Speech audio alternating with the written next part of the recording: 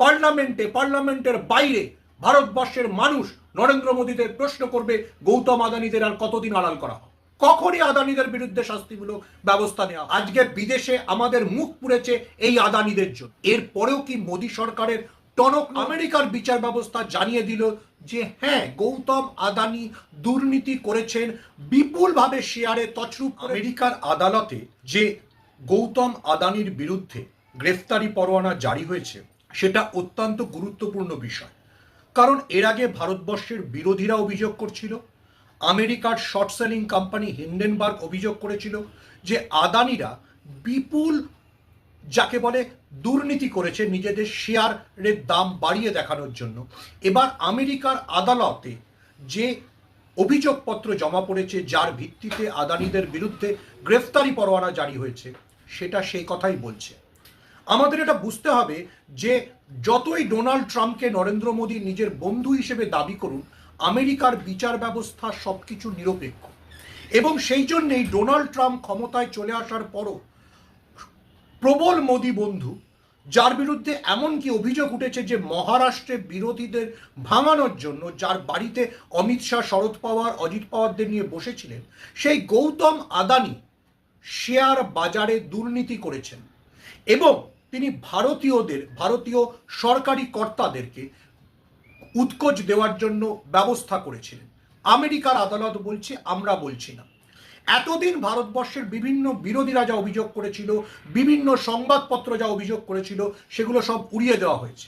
এমনকি বিরোধীরা বারবার বলা সত্ত্বেও পার্লামেন্টের সংসদীয় কমিটির সামনে সেবির মাধবী পুরী বাক আসতে রাজি হননি, যেখানে পরিষ্কার অভিযোগ ছিল যে মাধবী পুরী বাক তিনি আদানিদের এই শেয়ার কেলেঙ্কারির সাথে যুক্ত, তিনি এবং তার স্বামী আদানিদের কাছ থেকে পয়সা পেয়েছেন। কিন্তু মাধবী পুরী বাক, আবার আমি রিপিট করছি, সরকারের প্রশ্রয়ে, মোদী সরকারের প্রশ্রয়ে তো পার্লামেন্টের সংসদীয় কমিটির তদন্তের সামনে আসতে রাজি হননি।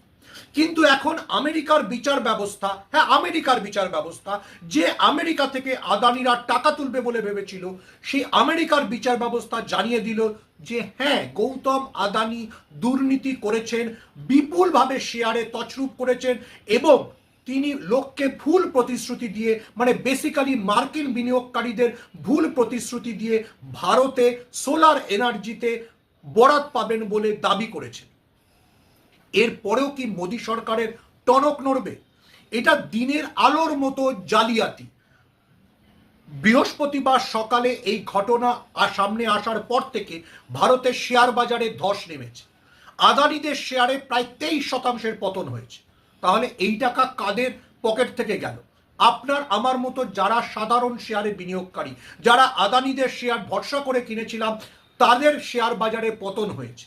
আদানিরা তো নিজেদের টাকা আগেই লুটে নিয়ে বেরিয়ে গিয়েছে, যেটা হিন্ডেনবার্গের রিপোর্টের সামনে এসেছিল যে আদানিরা ভারতবর্ষ থেকে টাকা বার করে অফশোর কোম্পানিতে মরিশাসে নিয়ে যায়, সেখান থেকে আবার ঘুরিয়ে এনে আমেরিকা হয়ে সেই টাকা দিয়ে ভারতবর্ষে নিজেদের শেয়ারের দর ফুলিয়ে ফাটিয়ে বাড়িয়ে দেখায়।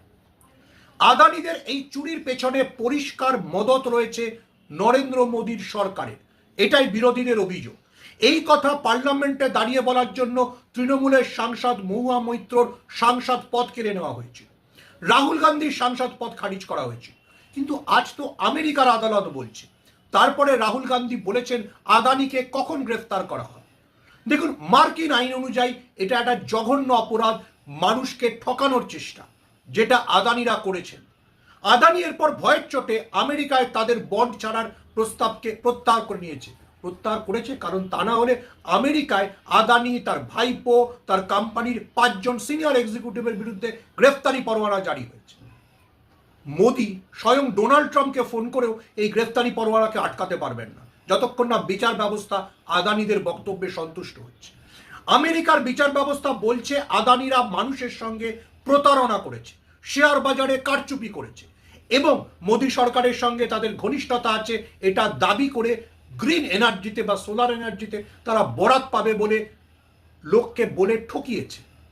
প্রশ্ন হচ্ছে, এই আদানিদের প্লেনে নরেন্দ্র মোদী চড়েন, এই আদানিদের বাড়িতে বসে বিদেশিদের সঙ্গে নরেন্দ্র মোদী বৈঠক করেন, এই আদানিদেরকে নরেন্দ্র মোদী ইসরায়েলে আইফা বন্দর পাইয়ে দিয়েছে, যার যে কারণে প্যালেস্তাইনের থেকে সরে নরেন্দ্র মোদীর সরকার ইসরায়েলকে সমর্থন করে। এই আদানিদেরকে শ্রীলঙ্কায় পাওয়ার প্রজেক্ট পাইয়ে দিয়েছে নরেন্দ্র মোদীর সরকার। আজকে বিদেশে আমাদের মুখ পুড়েছে এই আদানিদের জন্য। কখনই আদানিদের বিরুদ্ধে শাস্তিমূলক ব্যবস্থা নেওয়া হবে? কখন সেবির চেয়ারম্যান মাধবী পুরী বাগ পদত্যাগ করবেন? কারণ এখন তো মার্কিন সংস্থা, মার্কিন বিচার ব্যবস্থা বলছে যে মাধবী পুরী বাগ এই দুর্নীতিতে যুক্ত। আমাদের মনে রাখতে হবে, সুপ্রিম কোর্ট সমস্ত রিপোর্ট আসার পরেও এই ব্যাপারে কোনো তদন্তের নির্দেশ দেননি। তারা সেবির তদন্তকে মান্যতা দিয়েছিলেন, যে সেবির মাথায় রয়েছেন মাধবী পুরী বাগ, যিনি আদানিদের মদতদাতা। বহুবার বিদেশি সংস্থাগুলি অভিযোগ করেছে এই মাধবী পুরী বাকের মদতেই আদানিরা নিজেদের শেয়ার ফুলিয়ে ফাপিয়ে বাড়িয়ে বিদেশ থেকে টাকা এনেছে এবং নিজেদের পকেট ভরেছে। এবার এটার অভিযোগ নয়, এবার এটা মার্কিন আদালতের রায়। মার্কিন আদালত গৌতম আদানিদের বিরুদ্ধে গ্রেফতারি পরোয়ানা জারি করেছে। ভারতবর্ষের মানুষ জানতে চায় আদানিরাদের মাধ্যমে বিজেপি যে ভারতবর্ষকে লুট করছে সেটা কবে বন্ধ হবে? ভারতবর্ষের মানুষ জানতে চায় যে আদানিদের স্বার্থের জন্য প্যালেস্তাইনের গণহত্যাকে যে বিজেপি দিনের পর দিন সমর্থন করেছে কারণ নেতানিয়াহু গৌতম আদানিকে আইফা বন্দর দিয়েছে, সেটা কবে ভারতবর্ষ তার দায় যায় ঝেড়ে ফেলবে? নরেন্দ্র মোদী সরকারকে প্রত্যেকটার উত্তর দিতে হবে। এটা নরেন্দ্র মোদী সরকারের সৌভাগ্য যে মহারাষ্ট্রের বিধানসভা নির্বাচনের আগে আদালতের এই রায়টা আসেনি। কারণ আমাদের মনে রাখতে হবে, মহারাষ্ট্রের মুম্বাই শহরের সবচেয়ে বড় বস্তি ধারাভিও বিজেপি আদানিদের হাতে তুলে দিচ্ছে। দুই রাজ্যের বিধানসভার ফলাফল কি হবে আমরা জানি না, কিন্তু পার্লামেন্টের বাইরে ভারতবর্ষের মানুষ নরেন্দ্র মোদীদের প্রশ্ন করবে গৌতম আদানিদের আর কতদিন আড়াল করা।